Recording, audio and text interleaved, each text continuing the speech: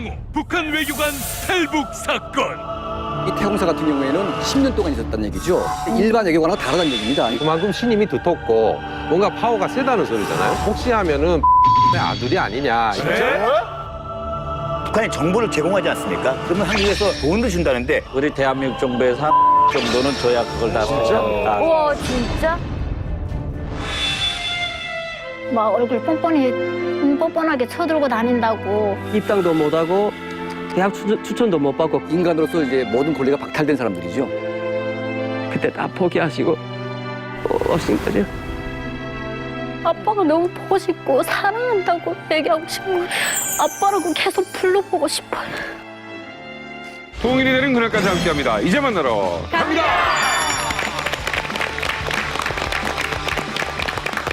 이별, 쓸쓸함, 설악산, 책, 남자. 뭐가 생각나시나요? 아, 북한에서 보내는 암호 지령. 너무 슬퍼요. 남자.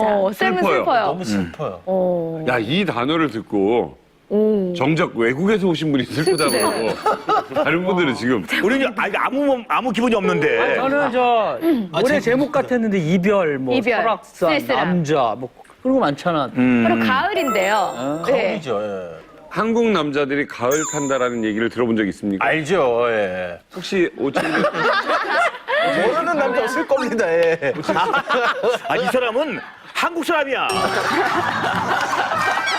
세무칠이 씨는 네. 한국에 와서 가을을 타는 거예요?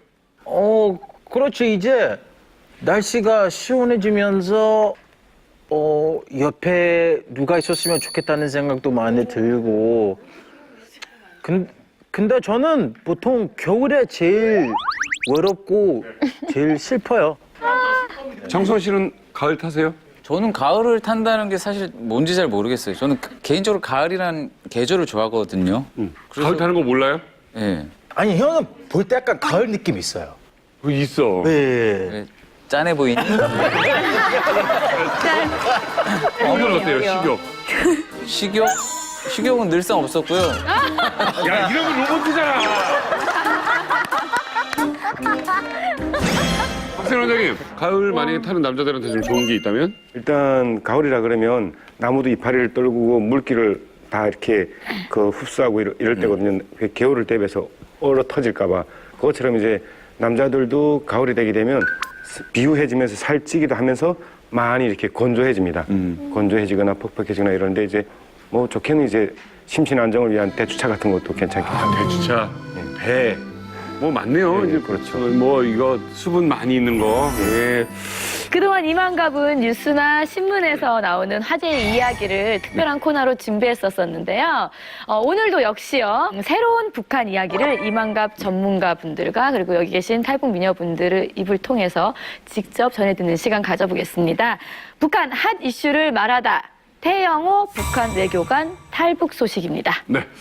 뭐 세상 이야기 관심이 없는 분도 이 이름은 아마 들어봤을 겁니다. 뭐 배 이름인가 했을 텐데 영국 대사관에서 일하던 고위급 외교관이 그 가족과 함께 망명을 신청을 하고 분명히 없어지고 그리고 또 북에서는 뭐 완전 범죄자 취급을 해서 아주 비난의 비난을 계속 이어가고 있습니다.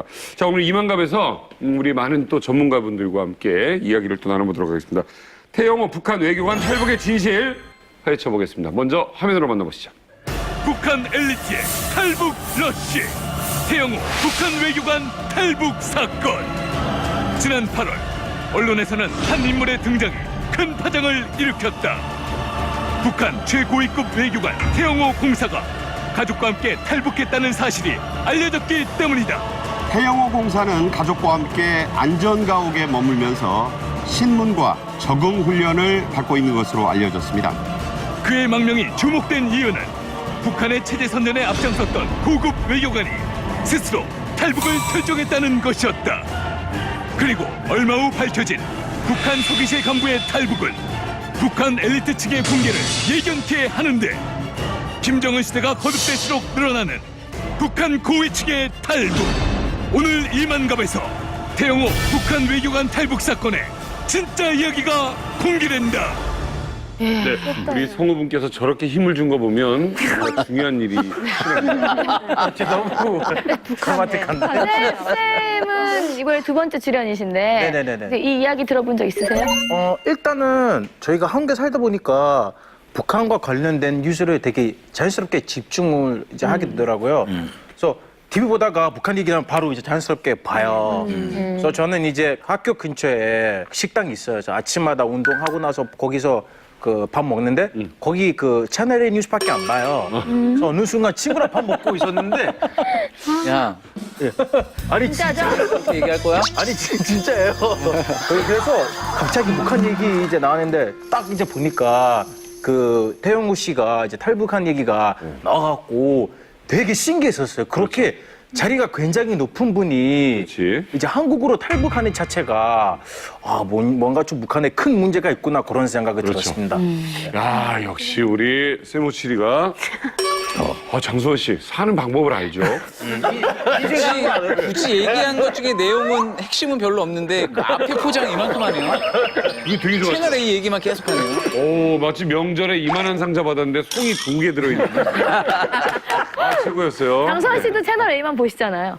예? 아 저요? 네. 안 보죠, TV 거의 요즘. 안 보면 그냥 안 본다고 얘기해요. 아니 너한테 배워야 되겠다.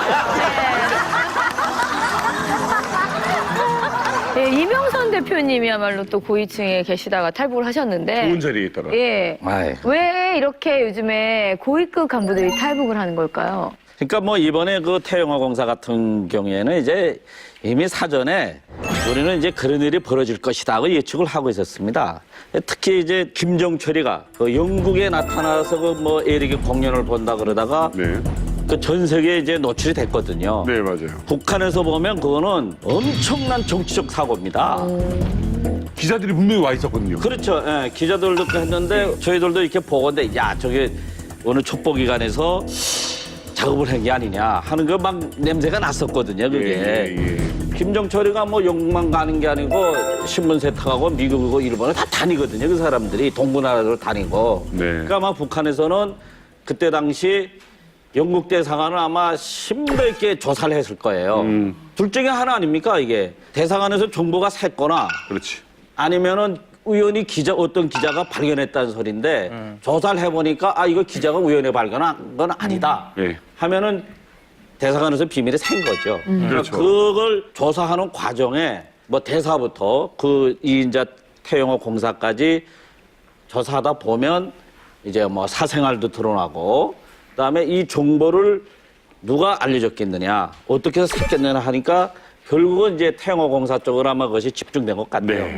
그 태영호 공사는 이제 워낙 유명한 사람이었고 이제 영국이라는 곳은 북한의 어떤 그 서방 매체를 활용하는 네. 이제 그런 이제 곳이었기 때문에 이 태공사가 상당히 언론에 많이 노출됐어요. 그러니까 유명한 사람이다 보니까 이제 후에 빵 터지긴 했는데 그 제가 지금 책을 보다가 마키아벨리가 쓴 군주론 이 책을 보게 되면 군주국가, 그러니까 이제 독재국가 군주국가에서는 그 멀리 있는 백성보다 가까이 있는 축군을 더 챙기는 게 군주의 수명을 오래가게 할 수 있다. 그런 구절이 있습니다. 그러니까 이제 과거에 김정일 시대 때에는 진짜 그렇게 했어요. 그러니까 백성은 탄압을 되게 심하게 하고 이 축군들은 관리를 잘했거든요. 웬만하면 잘 안 죽이고. 근데 이제 김정은 같은 경우에는 어설픈 민주주의를 경험을 했습니다. 그러니까 자기가 인민에게 참 잘 보이고 싶은 마음이 있나 봐요. 그래서 스킨십을 많이 합니다, 이 사람이. 그러면서 자기 축군들에게는 굉장히 엄격하게 관리를 하고 있는데 심지어는 이제 현영철 같은 사람들은 그 인민무력부장 이 사람이 전다고 쏴 죽였습니다. 그러니까 마구 쏴 죽이다 보니까 이게 신뢰가 확 떨어지는 거죠. 간부들이. 그리고 이제 그 더 큰 문제는 뭐냐면 이 김정은 자체가 정책의 일관성이 없고 자기 독단적인 그 정책을 많이 쓰고 있어요. 그러다 보니까 이제 막 정책이 우왕좌왕하고 그 정책의 실패의 결과를 본인이 책임져야 되는데 그걸 전부 다 간부들에게 뒤집어 씌운다는 얘기죠. 그렇죠. 많은 간부들이 이제 상당히 실망감을 느끼고 지금 아주 이제 마음이 떠나가는 이제 그런 과정인 것 같습니다, 보니까. 그러니까 근데 좋은다고 사람을 그렇게 사형을 시키면 우리 같은 박세훈 원장은 여러 번 죽었겠는데. 이전에는 뭐 99%의 주민들은 너무너무 힘들고 고통을 받아도 그래도 그 1%의 그 사람들이 불만이 없기 때문에 이 북한 체제가 유지가 된다, 붕괴되지 않는다라는 얘기를 했었는데 그런데도 왜 고위층 탈북이 늘어나는 걸까요, 강철환 선생님? 예, 그러니까 이제 그게 북한 내부에 과거에 김정일 시대 때 볼 수 없었던 약간 세력화되는 파벌 싸움이 벌어지고 있습니다. 그러니까 이제 장성택이 그 처음으로 그 파벌을 만들었고요. 그 세력이 이제 숙청된 이후에 당 조직부 간부부 부장을 중심으로 한 황해도 도당 기소들이 한패가 돼가지고 그걸 이제 국가안전보위부의 김동영 부장이 적발해가지고 다 쏴 죽였거든요. 근데 그 사건이 발생한 이후에 국가안전보위부 내에 뭐 어떤 부부장이 있는데 이 부부장을 중심으로 세력화도 되는 겁니다, 이게. 또. 예, 그러니까 김원영 부장이 이끌고 있는 국가안전보위부가 너무 과도하게 권력을 휘두르고 있고 너무 세다 보니까 이 보위부에 붙지 않으면 사람들이 살 수가 없는 거예요. 그러니까 웬만한 해외 내야거리 간부들이 이 보위부에 다 줄을 대가지고 다 세력화가 됐는데 이 보위부 간부가 문제가 생기면 그 라인은 몽땅 죽이는 겁니다. 그 태공사 같은 경우에 그랬을 가능성이 높아요. 그러니까 자기 뒤를 봐주고 있는 어떤 보위부 세력이 올라갈 경우에 자기가 힘이 없는 거거든요. 그러니까 힘이 없는 경우에는 잘못한 게 없어도 다 죄를 뒤집어 씌워가지고 막 죽이기 때문에 그런 이제 세력 다툼 때문에 이제 그런 문제들이 발생하는 것 같습니다. 우리 김 선생님 손 한번 움직여 주시죠. 네. 네. 자, 어떻게 보십니까? 어떻게 보십니까? 제가 볼 때는 여러 가지 내부적인 사정도 많겠죠. 일단 보면 김정은이가 국내 사정 때문에 외교권은 좀 그렇게 그 사이에 신경을 못 돌렸던 것도 문제가 있겠고요. 그러다 보니까 김정일 시기에 파견됐던 외교권에서 태영호 공사 같은 거는 상당히 높은 지위에 있었는데 그보다도 이번 사건의 핵심이 어느 정도 그 부각이 된 게 뭐냐면은 와이프하고 가족들이죠. 다 같이. 네, 그러니까 솔직히 말해서 이게 외교권에서 한 10년 동안 일을 하다가 다시 그 갇힌 우물 안으로 들어가려면 누가 들어가겠어요? 네. 그러니까 그 외국 생활에 물들은 것도 있고 뭐 알기에도 뭐 상당한 골프 매니아로 알고 있는데요, 와이프가. 골프채 잡는 대신에 똥바가지 질하면 누가 지겠습니까? 절대 안 지죠. 그러니까 북에 들어가서 더 좋아지란 보장도 없고. 그렇죠. 그러니까 이제 이거 태공사 같은 경우에 뭐냐면 그 일반 외교관 같은 경우에는 3년에 한 번씩 북한에 들어가야 됩니다. 그러니까 들어가서 사상 교육을 받고 사상이 검증이 되면 다시 나올 수가 있는데 이 태공사 같은 경우에는 10년 동안 있었다는 얘기죠. 한 번도 중간에 안 가고? 예, 그러니까 일반 외교관하고 다르다는 얘기입니다. 그러니까 이제 그 유럽 같은 경우에는 그런 분들이 굉장히 많아요. 그러니까 이게 그 가족과 함께 보내면서 10년 동안 한다는 것은 소위 그 김정은의 신임이 아주 크다는 것을 이제 검증하는 것인데 그러다 보니까 이제 그 아이들이 북한에 갈 새가 없었던 거 아닙니까? 못 가죠. 예, 그러니까 유럽에서 태어나가지고 유럽에서 쭉 크다 보니까 얘는 유럽 아이가 된 거예요. 그러니까 이런 애가 평양에 가게 되면 적응을 할 수가 없습니다. 그러니까 이 아이의 발언 때문에 그 가족이 이제 전부 다 수용소로 갈 수밖에 없는 그런 위험성도 있기 때문에 아마 이제 그 아이의 장래 문제를 많이 고민했던 것 같아요.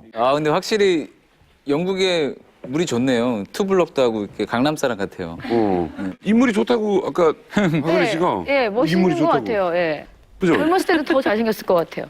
태용 씨가 인물이 좋아요. 잘생긴 얼굴이야. 멋있더라고요. 그리고 되게 지적인. 맞아, 지적인 분이고, 얼굴이죠. 예. 저는 아까 그 사진 보고 심신 씨랑 같이 있는 줄 알고 저 사람이 심신. 맞아. 나는 저기 배우랑 닮았네. 신화에 있던 앤디. 약간 앤디 느낌이 나요. 맞아, 앤디. 제가 얘기를 듣다 보니까 그 태영호 외교관이 항일 빨치산 필줄인지 아닌지라는 그 말들이 많은데 항일 빨치산이 도대체 뭔가요? 제가 쉽게 알려드리겠습니다. 네. 북한에서 김일성을 항일무장 투쟁을 했다라고 미화를 하고 있는데요. 그 항일무장 투쟁의 정당성을 부여하기 위해서 만든 계층이 바로 항일 빨치산입니다.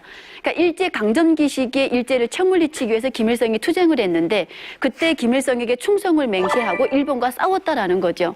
그래서 이 항일 빨치산 계층이라는 이 사람들은 본인뿐 아니라 그 가족까지 정말 대대로 북한에서 특별한 대우를 받는 사람들이다라고 생각하시면 됩니다. 김주성 선생님, 태양호라는 인물은 빨치산의 핏줄입니까? 그러니까 그런 소리 나와 있죠. 정확히 보면 그 태병렬이라고 해서요. 그 이자 말엔 빨치산 중에 일원이었던 사람이 있어요. 김일성과 같이 싸움을 했다는데 그 사람의 아들이다 어쨌다 뭐 이런 소리도 나와 있는데 그런 추측이 나올 만한 근거가 뭐냐면 일단은 북한 외교권도 자본주의 국가, 사회주의 국가 레벨이 달라져요. 그러니까 자본주의 국가에 보내지는 외교관들은 그만큼 신임이 두텁고 뭔가 파워가 세다는 소리잖아요. 근데 솔직히 송 씨가 갔다고 해서 딱 그렇다고는 말씀을 못 드리겠지만 일단 태병호인 경우는 이제처럼 그런 소리 나고 영국에 나가 있고 그 다음에 거의 다 인질로 잡혀 있어야 할 아들까지 데리고 나갔다는 거죠. 그러니까 거기까지 나갔고 뭐 심지어 해외에서 둘째까지 출생을 시킨. 그러니까 이런 것들이 혹시 하면은 빨치산의 아들이 아니냐 이런 식으로 해서 추측들이 계속 쏟아져 나오고 있는 거죠. 예, 그러니까 이제 뭐 우리 김 선생님 말씀했다시피 태씨가 많지는 않죠. 그러니까 이제 그 태병렬이라는 사람이 있는데 그 직계 아들이 아닐지는 몰라도 그 가문에 일하는 것 같습니다. 왜냐하면 그 이 태용호 씨가 그 이제 영국에 파견이 됐는데 그 공사직을 했죠. 그리고 이제 김정철이가 갔을 때 직접 영접을 했습니다.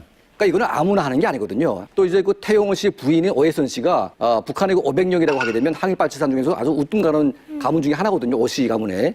그 500명이 그 자손인 건 맞습니다. 맞으니까 아마 이제 태용호 씨도 그 태씨 가문의 일부가 아닌가.